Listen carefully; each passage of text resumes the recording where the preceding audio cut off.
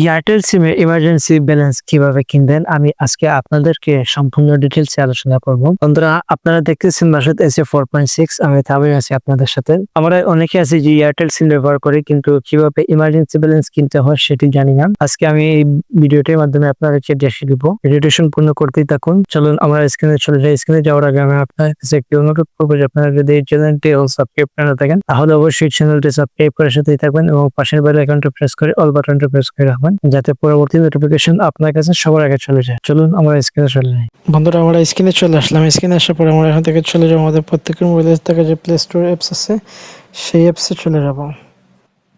Play store অ্যাপসে চলে যাওয়ার পর আমরা এখান থেকে সার্চ অপশনে ক্লিক করব। সার্চ অপশনে ক্লিক করার পর মাই এয়ারটেল লিখে এখান থেকে সার্চ করে নেব। সার্চ করার পর এখান থেকে যে মাই এয়ারটেল যে অ্যাপস আছে সেই অ্যাপসটি ডাউনলোড করে নেব। এই লোগোটা দেখে আমরা ডাউনলোড করে নেব।